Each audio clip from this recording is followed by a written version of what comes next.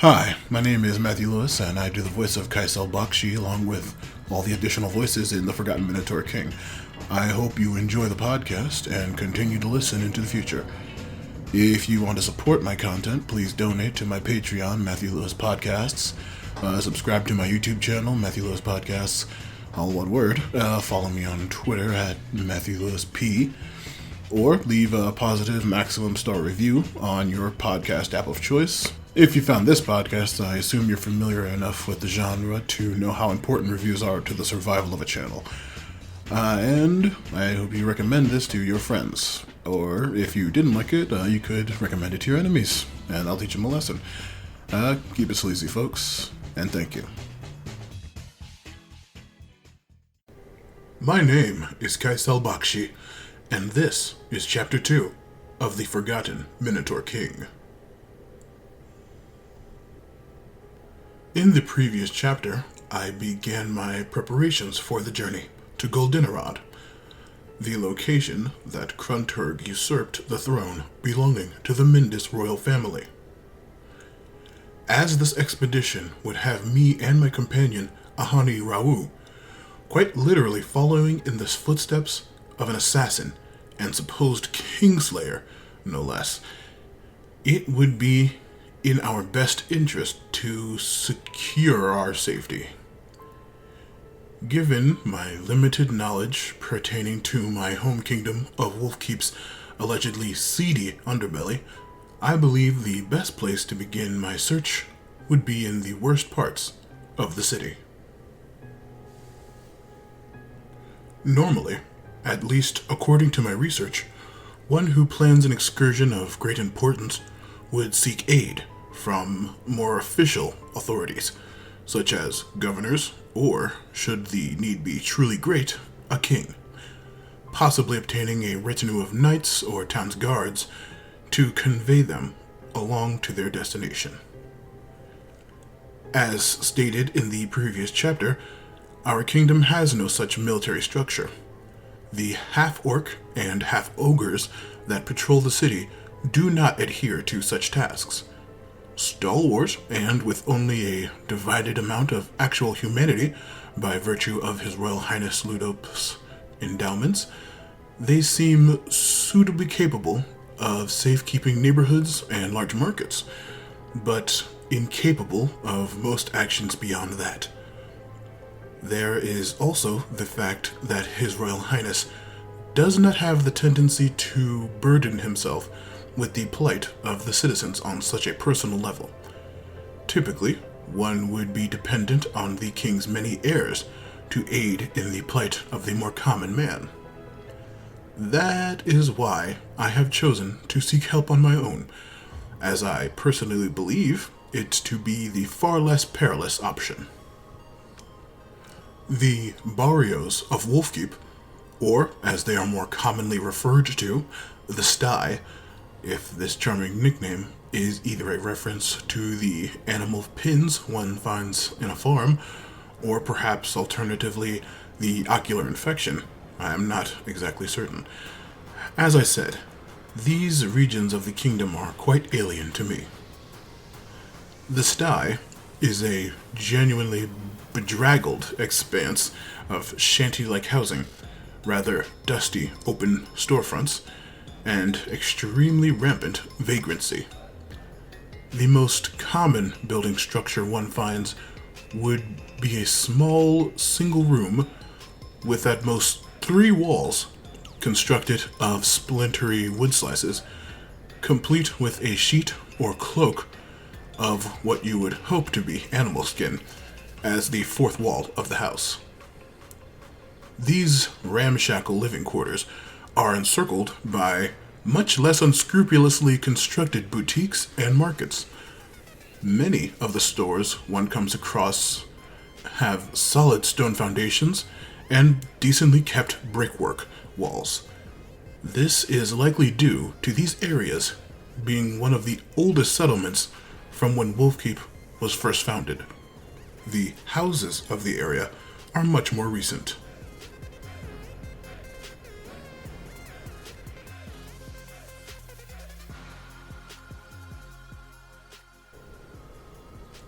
My partner Ahani, typically one to never abandon responsibility in the name of education, was accompanying me into the more tavern-driven districts of the sty. According to my research, such places were never short on strong and eager adventurers. And that was exactly the company we needed. Dr. Kornblau had advised me to construct a contract or brief letterhead describing my goals and the budget my companions should expect if they agree to travel with Ahani and myself. She warned us to be cautious and scrutinize all applicants to assuage any criminals that may take us as too easy marks. I drafted up a short directive, as the professor suggested, and will now provide a print of it in this tome. Good sirs and madams, my name is Kycell Bakshi. I am a researcher of both history and recent events. My current endeavor has delegated me to travel across the land to the city of Goldenrod to investigate the death of the Mindus royal family. I seek aid and protection, despite the unlikelihood of true danger. You shall be compensated by the Sigwardes University's Department of History, and by myself, upon completion of my work. Below is a depiction of me, so you may seek me out, and we can work out the details of this operation. I look forward to working with you.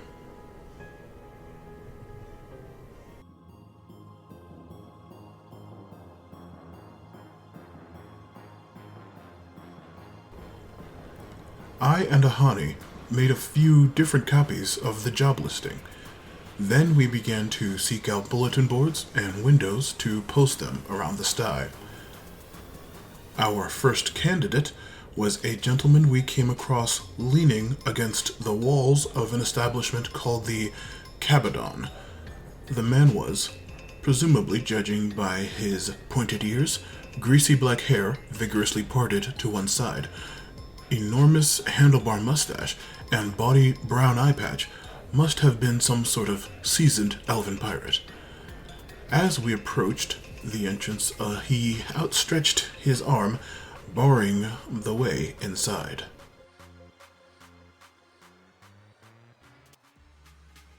Heidi-ho, gents. I don't suppose you two are looking for a good time. You won't find better rates or cleaner gorges than this fine establishment. I say, what's that in your hand, dear boy? I hand him a copy of the job listing, and he quickly reads it over. Well, I do say, this sounds rather important, don't you know? Then why would you be hanging about in a filth den like the Cabadon? Ah, those man-orc guards won't help you, Well, you know, I am quite handy with a bit of sword and wand myself. That is, if hawking flesh to these peasants for years hasn't dulled my edge too much.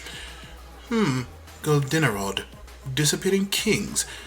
Could be exciting. You two fellows may have found your man.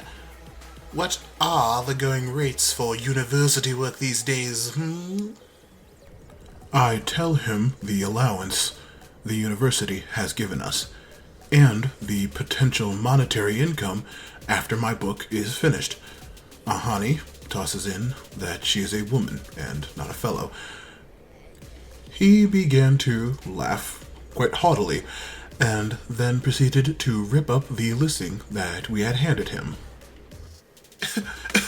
You two boys are quite in over your heads, if that is all the capital you're working with. I could make 5 times that in a single day. 10 if their spouses are particularly scolding that night. Your best bet would be to find someone truly desperate and at the end of their rope to accept that fee.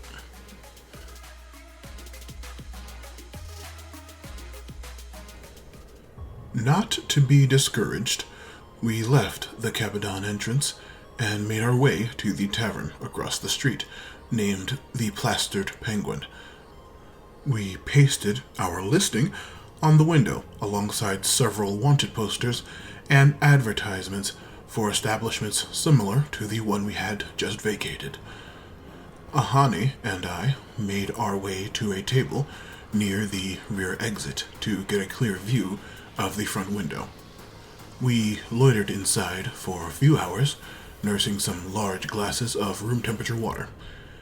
Evidently, ice costs extra in this establishment.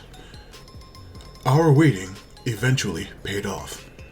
We witnessed a hand grabbing our listing from outside. We confirmed with a knowing glance to each other, then waited for the person to come inside. What we saw next wasn't what we expected.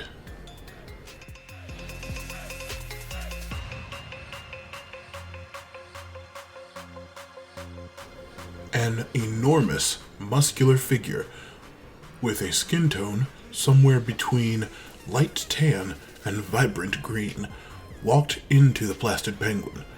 Clad in crimson pigmented armor, he had a balding head of golden hair, beady, jaundiced eyes, and a large, protruding jaw, bookended by upturned yellow tusks. This was one of His Royal Highness's half-orc guardsmen. I had never seen one so close before today, and I had no clue they would frequent places like the sty. However, judging by how silent the establishment became, they probably didn't. The expression on his face was one of frustration as he angrily clutched the missive in his hand. Who wrote this? Who wrote this paper? You come out now. You don't want me looking for you. Nobody spoke up, and I slouched down in my chair, hoping he wouldn't take a second glance at the illustration of me at the bottom of the listing. I'm telling Waller and the prince, you'd better not run from here. We'll search this whole stinking barrio. He began to walk further into the tavern, roughly pulling down hoods and grabbing the faces of various downtrodden patrons. Whenever someone would attempt to bolt for the front door past him, he would roughly and swiftly grab them by the arm, very likely dislocating it in the process, then proceeded to slam them into the ground to get a better look at them. Oi, is this you? No? Then get out of my way! As he thundered through the bar, Ahani and I contemplated leaving through the back exit.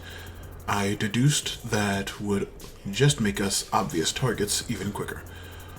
When the imposing half-orc was only a few tables from ours, another figure shoved through the door. This intruder was a much shorter, at least when compared to the half-orc, white-furred mouseling, or possibly a ratfolk. At the time, I wasn't aware of the slight racial differences between the two. She was clad in what looked like well-worn leather body armor, from head to paws. Across her chest was a bandolier of small knives, and on either hip, what looked like ornate one-handed firearms. She whistled loudly, distracting the guard, then gestured to the outside of the bar. I think I heard some bookworm outside yapping about goldenrod and Mindeses. The orc roughly shoved past the mouseling with a Thank you, loyal citizen. and bounded down the street. With the danger narrowly avoided thanks to the intervention of this stranger, the orc-kin guardsman's words began to run through my head. He mentioned a Walla and the prince. This was obviously in reference to Prince Dinj Pagus, the eldest son of His Royal Highness, and his fiancée, Wallabunga Rajalasad. The future king and queen? Why would they be concerned with my work? My brain began to race with potential reasons for this recent encounter. The mouseling approached Ahani and myself. Her height put her around 3/4 of my own, and she held herself with a swaggering posture as she reached her hand out and introduced herself to me. I believe you are looking for companionship to protect you on a quest to Goldenrod. I hail from near those lands. My name is Tristophe Meyerink. Ahani very enthusiastically shook Tristophe Meyerink's hand. I would have gladly shown this person my gratitude, but I was far more preoccupied with this new revelation. Had my piqued interest in a decades-past event uncovered a conspiracy that reached the highest forms of authority in all the kingdoms.